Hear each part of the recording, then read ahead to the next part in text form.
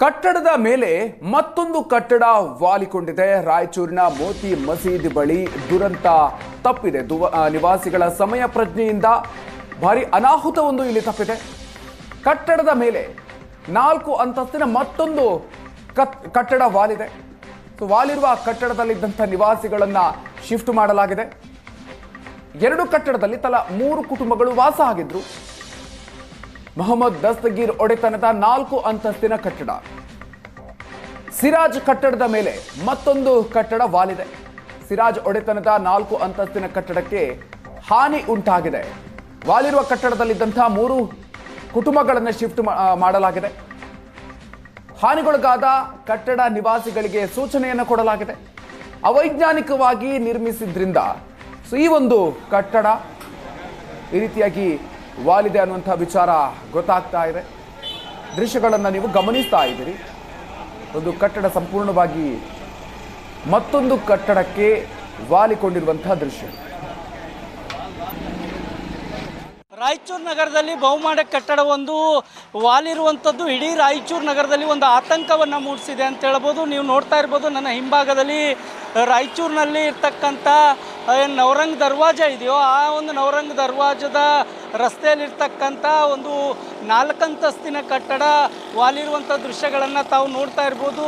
ಈಗಾಗಲೇ ಆ 4 ಅಂತಸ್ತಿನ ಕಟ್ಟಡದ ತೆರವು ಕಾರ್ಯ ಕೂಡ ನಡೀತಾ ಇದೆ. ಕಳೆದ 3 ದಿನಗಳ ಹಿಂದೆ ಈ ಒಂದು ಕಟ್ಟಡ ವಾಲಿದೆ ಅನ್ನುವಂಥದ್ದು ತಿಳಿದು ಬರ್ತಾ ಇದೆ. ಈ ಕಟ್ಟಡ ಏನು ಕಾಣ್ತಾ ಇದೆಯಲ್ಲ, ಇದು 4 ಅಂತಸ್ತಿನ ಕಟ್ಟಡ. ಇದು ಮೊಹಮ್ಮದ್ ದಸ್ತಗೀರ್ ಅನ್ನುವಂಥವ್ರಿಗೆ ಸೇರಿದ್ದು. ಮೊಹಮ್ಮದ್ ದಸ್ತಗೀರ್ ಅವರು ಇಂಜಿನಿಯರ್ ಆಗಿದ್ದರು ಖುದ್ದಾಗಿ.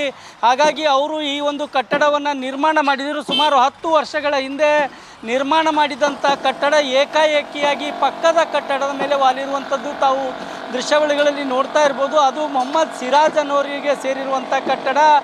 ಆ ಕಟ್ಟಡದ ಮೇಲೆ ಈಗ ಈ ಕಟ್ಟಡ ಸಂಪೂರ್ಣವಾಗಿ ವಾಲ್ಕೊಂಡಿದೆ. ದೃಶ್ಯಾವಳಿಗಳಲ್ಲಿ ಕೂಡ ತಾವು ನೋಡ್ತಾ ಇರ್ಬೋದು. ಸುಮಾರು ಆ ಕಟ್ಟಡಕ್ಕೂ ಈ ಕಟ್ಟಡಕ್ಕೂ 5 ಫೀಟ್ ಅಂತರದಲ್ಲಿ ಕಟ್ಟಡವನ್ನು ನಿರ್ಮಾಣ ಮಾಡಿದ್ರು. ಆದರೆ ಈಗ ಆ ಕಟ್ಟಡ ವಾಲಿರುವಂಥ ಹಿನ್ನೆಲೆಯಲ್ಲಿ ಮಹಾನಗರ ಪಾಲಿಕೆ ಸದಸ್ಯರು ಮತ್ತು ಮಹಾನಗರ ಪಾಲಿಕೆ ಕಮಿಷನರ್ಗಳು ಮತ್ತು ಅಧಿಕಾರಿಗಳು ಈ ಒಂದು ಸ್ಥಳಕ್ಕೆ ಭೇಟಿ ನೀಡಿದ್ದಾರೆ. ಜೊತೆಗೆ ಪೊಲೀಸರು ಕೂಡ ಭೇಟಿ ನೀಡಿ ಆ ಕಟ್ಟಡವನ್ನು ತೆರವು ಮಾಡಬೇಕು ಅನ್ನುವಂಥ ಸೂಚನೆಯನ್ನು ಕಟ್ಟಡದ ಮಾಲೀಕರಾದಂಥ ಮೊಹಮ್ಮದ್ ದಸ್ತಗೀರ್ ಅವರಿಗೆ ಹೇಳಿದ್ದಾರೆ. ಹಾಗಾಗಿ ಕಟ್ಟಡದ ತೆರವು ಕಾರ್ಯ ಒಂದು ಕಡೆ ನಡೀತಾ ಇದೆ. ಇನ್ನೊಂದು ಕಡೆ ನೋಡ್ತಾ ಇರ್ಬೋದು ನೀವು, ರಸ್ತೆಯಲ್ಲಿ ಪಕ್ಕದಲ್ಲೇ ಕಟ್ಟಡ ನಿರ್ಮಾಣ ಮಾಡಿದ್ದರಿಂದ ಸಾರ್ವಜನಿಕರಿಗೆ ಯಾವುದೇ ರೀತಿಯ ತೊಂದರೆ ಆಗಬಾರ್ದು ಅನ್ನೋ ಕಾರಣಕ್ಕಾಗಿ ಬ್ಯಾರಿಕೇಡ್ಗಳನ್ನು ಅಳವಡಿಸಿದ್ದಾರೆ. ಆ ಬ್ಯಾರಿಕೇಡ್ಗಳ ಮುಖಾಂತರ ಕಟ್ಟಡ ತೆರವು ಕಾರ್ಯ ನಡೆಸಿದ್ದಾರೆ. ಈ ಕಟ್ಟಡವನ್ನು ವಾಲಿಕ್ಕೆ ಏನು ಕಾರಣ ಅಂತಂದರೆ ಪಕ್ಕದಲ್ಲಿರುವಂಥ ಚರಂಡಿಯಲ್ಲಿ ನೀರು ತುಂಬಿಕೊಂಡಿತ್ತು. ಹಾಗಾಗಿ ಕಟ್ಟಡ ವಾಲಿದೆ ಅನ್ನುವಂಥದ್ದು ಕಟ್ಟಡದ ಮಾಲೀಕರಾದಂಥ ಮೊಹಮ್ಮದ್ ದಸ್ತಗೀರ್ ಅವರ ಹೇಳಿಕೆ ಆಗಿದೆ. ಆದರೆ ವಾಸ್ತವದಲ್ಲಿ ಇದನ್ನು ವೈಜ್ಞಾನಿಕವಾಗಿ ಕಟ್ಟಡ ನಿರ್ಮಾಣ ಮಾಡಿಲ್ಲ ಅನ್ನುವಂಥದ್ದು ಕೂಡ ಕೇಳಿ ಬರ್ತಾ ಇದೆ. ಈ ಕುರಿತಂತೆ ಸಂಬಂಧಪಟ್ಟಂಥ ಅಧಿಕಾರಿಗಳು ಮತ್ತೊಮ್ಮೆ ಸ್ಥಳ ಪರಿಶೀಲನೆ ನೀಡಿ ಈ ಕಟ್ಟಡ ವಾಲಕ್ಕೆ ಏನು ಕಾರಣ ಎಂಬುದು ಪರಿಶೀಲನೆ ಮಾಡಿ ವರದಿಯನ್ನು ಸರ್ಕಾರಕ್ಕೆ ನೀಡಬೇಕಾಗಿದೆ.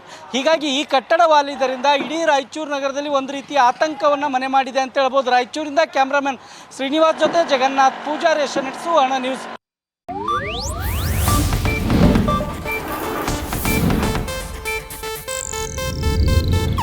ಇದು ಏಷ್ಯಾನೆಟ್ ನ್ಯೂಸ್ ನೆಟ್ವರ್ಕ್ ಪ್ರಸ್ತುತಿ.